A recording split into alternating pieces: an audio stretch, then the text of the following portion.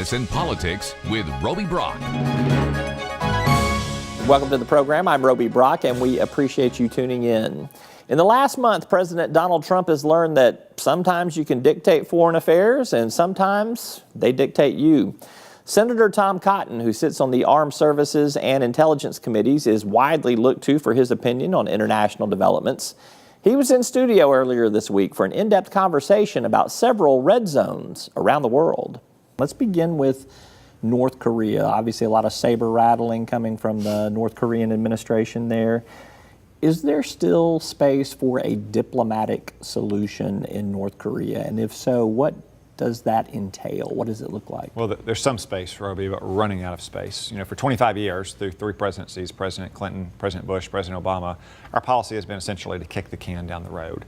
And maybe that was a sensible policy back in the 1990s and the 2000s, but we're rapidly running out of road to kick the can. And President Obama said that to President Trump during the transition. Right. So the best intelligence that we have suggests that North Korea cannot yet marry up its nuclear technology on the one hand and its missile technology on the other hand, but both are progressing rapidly. And I don't think we can live in a world where North Korea can hold at risk hundreds of millions of Americans with a nuclear-armed missile. So the only acceptable diplomatic outcome for the United States is that North Korea denuclearizes. And that's one reason why President Trump has worked so closely with the Chinese government so they can bring pressure to bear, since they conduct 90% of all of North Korea's trade, provide so much of North Korea's energy, provide so much of their security guarantees. Ultimately, it will require China bringing some of that pressure to bear on North Korea. Do you see it moving in that direction? Do you see Chinese leaders making some sort of moves to make that happen? More so than we have in recent times. Now, I think some of the steps they've taken, like suspending coal imports from North Korea, are largely symbolic.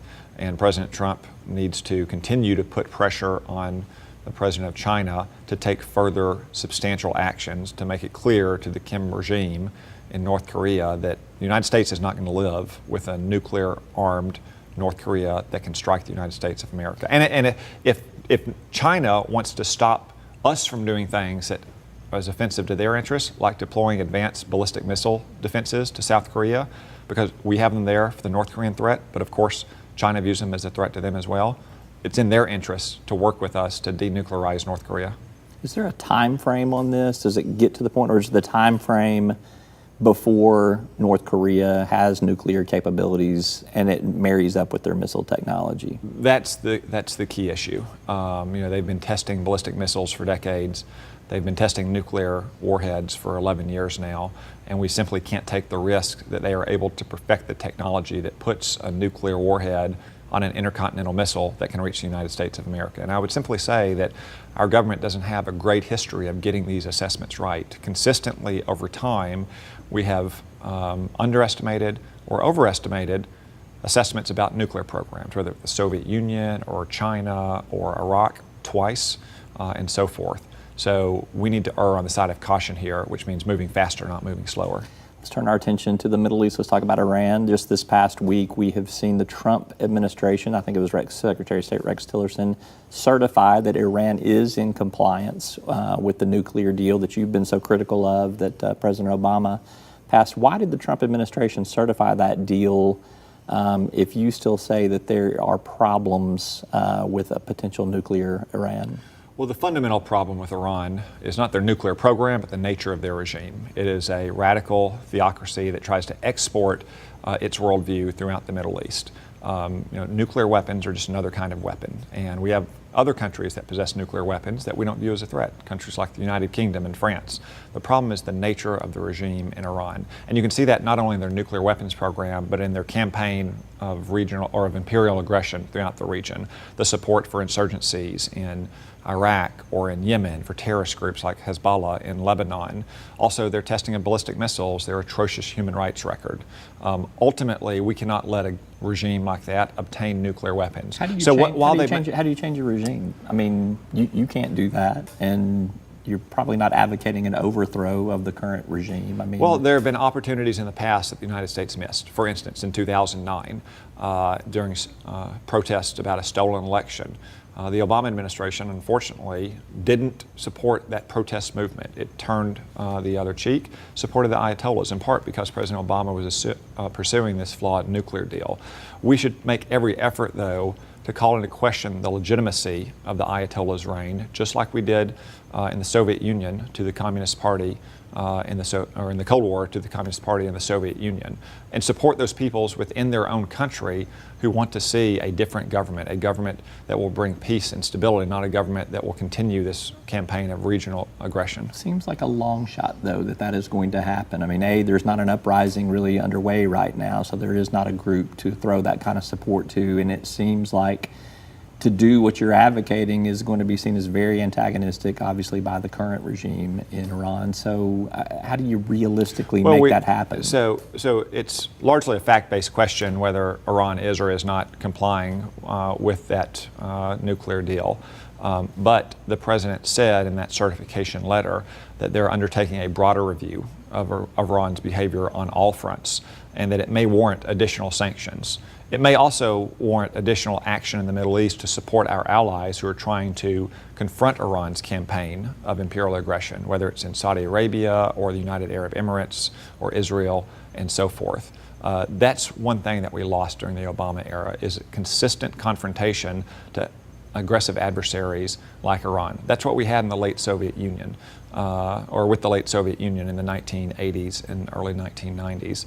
And if you recall, in 1989, the Soviet Union was still intact, the Warsaw Pact was intact, but from elections in Poland to just a few months later, every communist government in Eastern Europe fell. So the engine of history can move pretty fast if the United States exercises that kind of leadership in the world. Largely economic, though, is what was driving a lot of that. There was political change, but there was also the weight of the communist economy was cratering. And that's an example of what I mean of consistent pressure across all fronts. Iran came to the negotiating table in 2013 because of sanctions.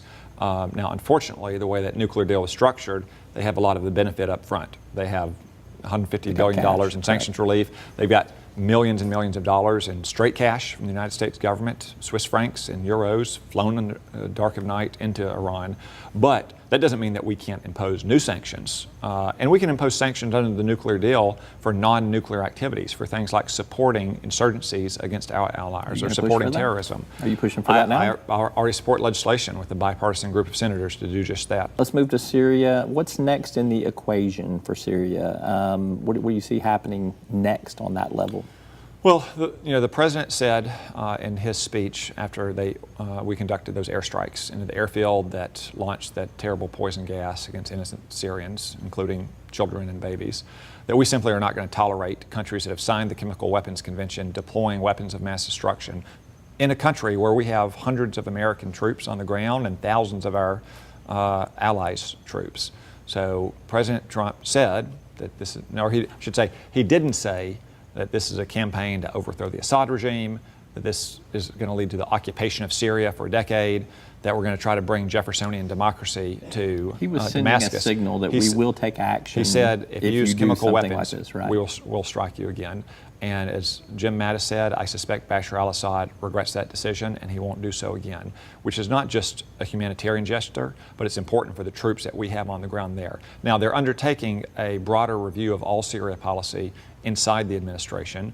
As Secretary of State Rex Tillerson has said, it's hard to see how the Assad family remains in power, not as a matter of American policy only, but simply as a matter of the facts on the ground. You have millions of Syrians who have been resisting and fighting his government now for 6 years. You have most of our allies in the region doing the same thing. There ultimately will have to be a political solution. It's hard to see how that political solution is the Assad family remaining in power. Do you have any other insight on what that political solution may be? Well, ultimately, political solutions come about through diplomatic negotiations. But I think one core flaw of the Obama administration's policy in Syria, but really more broadly around the world, is they didn't see the way to marry up pressure and sometimes force with diplomacy. Our best presidents have been able to do that. President Reagan, for instance, confronted Soviet aggression in Afghanistan and Angola and Nicaragua and all around the world. He built up our military. He used our economic might at the same time that he sent his own Secretary of State, George Shultz, to negotiate repeatedly with Soviet leaders. So you can both put pressure on our adversaries and confront our adversaries while also negotiating with them. And that's why I think it was a good thing that Secretary of State Tillerson continued on his trip to Moscow the following week. Moscow is the main patron of Bashar al-Assad, and he pulled no punches when he was in Russia's capital city. Was it successful in putting that pressure on there, or is this such a long-haul effort that is going to have to be done, as we're not going to see any kind of even small success or movement for many years to come? Given Russia's relatively muted reaction since those strikes, I do believe it was successful. Look, President Trump did in one night what President Putin of Russia has done to 3 straight presidents for 15 or 20 years. He wrong-footed him and put him in an impossible situation. Either he has to back down and lose face all around the world to be shown powerless to defend his own clients, or he has to escalate in a way that he does not have the military or the economy to support, and that strains his interest in other regions as well. That's one reason why I think you've seen such a muted response. Let's come back to the Western Hemisphere for our last topic on international affairs. Let's talk about Cuba and where things are at Cuba. Obviously, there are a lot of Arkansans, and even Senator John Boozman has been supportive of opening up more trade options with Cuba, particularly for Arkansas rice, Arkansas poultry. You've been resistant to much movement in Cuba because you want to see certain things happen first. Are you getting more warmed to that situation? Do you see some progress being made that would convince you to maybe support things as much as Senator Boozman's doing? I would be very happy to see a day in which we can trade freely with the Cuban people, and we can sell our rice and our poultry and our other products into Cuba, travel there freely, and vice versa. But right now, you really can't do that. If you're doing business in Cuba, your money is basically going to the Castro regime. And this is not simply a matter of humanitarian protection of the liberty of the Cuban people. This is about our core interest. The Cuban intelligence services are one of the most hostile adversarial services in the world. They rank up there with Russia and China and Iran against the interest of the United States. I can't get into all the details, but I can assure you that Cuban intelligence services are constantly working against the interest of the United States and of our citizens. And until that changes, it's hard for me to see supporting those kind of expanded ties with Cuba. And that's Senator Tom Cotton.